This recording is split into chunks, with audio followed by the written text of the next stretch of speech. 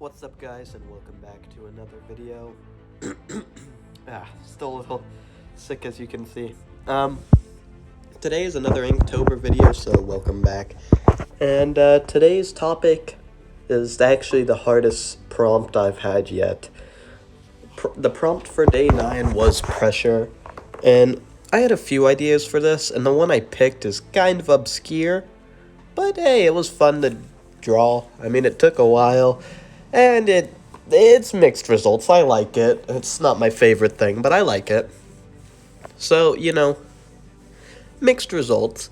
One of the ideas I had was to do something underwater with like a vehicle being crushed by the pressure underwater with maybe like a Leviathan in the background, something similar to Subnautica, But I decided against that. And I went for something, like I said, a bit more obscure. So what I'm drawing right now is a Cyclops. And the idea is that I'm going to have this Cyclops swinging a massive club. And we're going to have a knight with his shield up, down on a knee, trying to hold up the strike, basically. So, it's going to... This thing's massive compared to the dude. So, it's a lot of pressure being put down on this guy as he tries to hold up his shield against this strike. So, I thought that was a little bit of pushing, like, the limits of the topic, but hey, it works. And, so, gotta give credit again. I actually used 2 art books this time. One is one that I just got on how to draw mythical creatures. Now, this is a little bit why it came out a little off. So, I used it for the pose, obviously, because I used it for the pose and the shape of the body, because I've never drawn a Cyclops before, so I tried to get that one, and then for the knight that I draw later with the knee, I used a how to draw superhero book I got like years ago, and I used it for the on the knee pose. But with a Cyclops, I've never drawn one before, so a few reasons the Cyclops comes out just the slightest bit odd. One, I had to look at this book and try and change it up to match my art style, because it didn't match my art style. It's way more cartoony than mine, I guess. Or cartoony might not be the right word. I guess, I don't know what the word is. It probably is cartoony, but it's a very detailed cartoon. Because they're not simple, which is usually what you think of with a cartoon. But anyway, I had to also adapt the pose, because the pose has it with the club over the shoulder and the other hand out. So I had to adapt it to make him actually swinging the club. And adapting poses isn't that hard. Like, I did it with the knot drawing, where I went in and adjusted the neck of the dragon. But with this one, also, part of the reason I chose to do this one is because the art book that I was using shows the Cyclops with a lot of fur, and I changed this because I personally don't think of Cyclops. When I think of a Cyclops, I basically just think of kind of a giant human with one eye. So, like, I left out a lot of the extra stuff that this drawing had for them. Like, it had a horn and tusk and stuff, and even a tail, and it had, like, goat legs. And for me, I just think a Cyclops would just be a giant human with one eye. So I toned back. This comes back to the face thing. The face I'm drawing right now.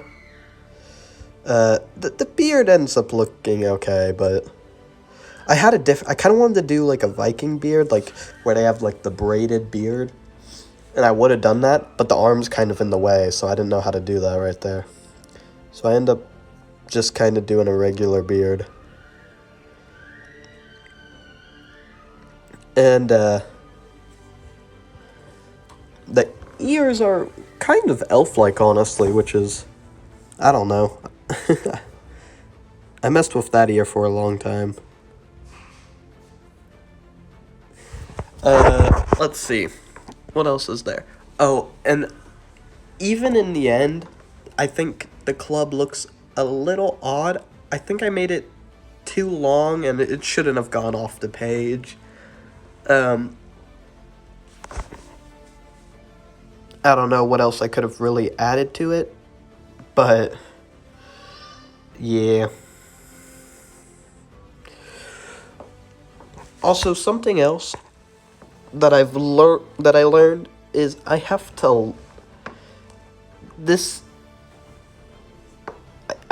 to add more defined muscles, because this one thing that was pretty big on the version in the art book was very defined muscles. I don't do that really. And again, I mean, I adapted it into my art style, and I was really just using it for the pose, but I was using it as my main reference picture for Cyclops because, again, I've never drawn one. Okay, here we go. Here I go with the person, and, excuse me. And I had to mess with his arm length quite a bit because I gave this guy such a long torso. He's so small that, like, his arm length shouldn't be that long, but this man has the longest torso in the world, and because he has such long torsos, I had to make his legs extremely long. So, I don't know if his arms should have been longer than I ended up making them. I honestly don't know, because, with the only picture I could find of a kneeling guy, and I mean, I could have just looked up a picture on my computer, but I didn't. The only reference picture that I could find in my superhero art book of someone kneeling was this giant guy that looked a bit like the Hulk. And they were lifting a car. So, yeah, adapting that person into a skinnier, taller, kind of a lean knight definitely didn't compute the best. You know, like, it was certainly a bit of a stretch because I had to think about the proportions, and I think I should have made the Cyclops' legs longer while we're talking about proportion. I think his arms are fine, although I do think they're a bit too straight. There should be more bend to them. But these are all things I can fix later. Anyway, right now I'm adding braids, because if I remember, a lot of, like, Cyclops images, this one didn't have them. This one had a horn. But a lot of the Cyclops images I've seen in, like, mythology books have braids, like long locks of hair. So I decided to do that. The braids came out okay. I mean, I could have made them more prominent, but I didn't. Anyway, I think I'm drawing the armor now. Yeah, I am. And for a split second while I'm doing this armor, it ends up looking a bit too much like the mask I used on my suit drawing. And you know what? I maybe should have just done the suit. I didn't think about this before, but if you remember in the story, I said that this was like every fantasy author's dream world, and that there were monsters all over it. And I might have even mentioned Cyclops. I know I said goblins. I don't know if I said Cyclops, but I might have. And if I said that, this would have been the biggest missed opportunity ever, because I could have got a chance to draw that same suit in a different pose, and since I said it gives you the strength of 100 men, you know, I could have, that would have made more sense, but, I wouldn't have got to draw a big sword on the ground next to him, so, pluses and minuses. But basically the idea is that this guy is so busy bracing for the attack and holding his shield up that he had to throw his sword to the side. And I gave the guy a massive sword, so he's stronger than he looks. I was looking at pictures of fantasy knights too, and I realized a lot of fantasy knights have capes.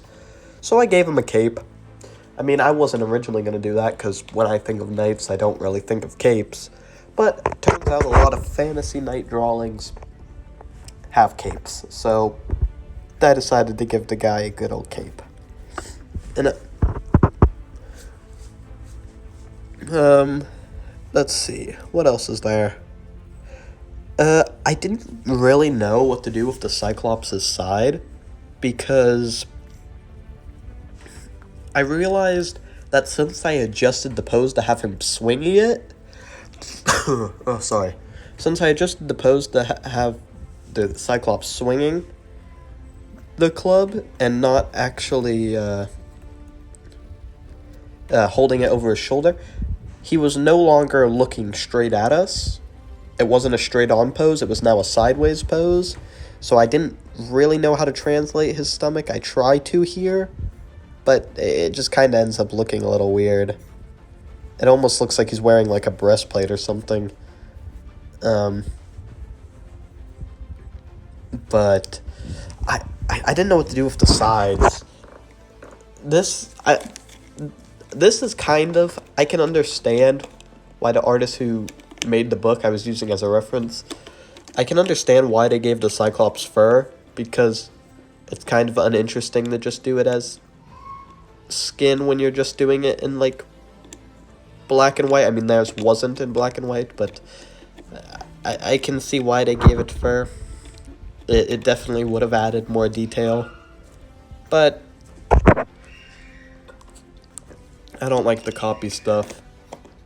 I just like to use the references, so I'm gonna change stuff. Oh, sorry. 1 second. So, I think that's it for this video. I don't have much more to talk about. I do end up adding some hair, like on the legs and stuff, where humans do have a lot of hair. And I add some hair coming up towards his belly button. And, if you guys liked the video, remember to like and subscribe. Tomorrow's topic is pick, so I get to choose what I draw. And I want to draw a griffin, but we'll see what happens. I think a griffin could be cool. But anyway, that's the end of this video. I'll see you guys in the next one. Bye!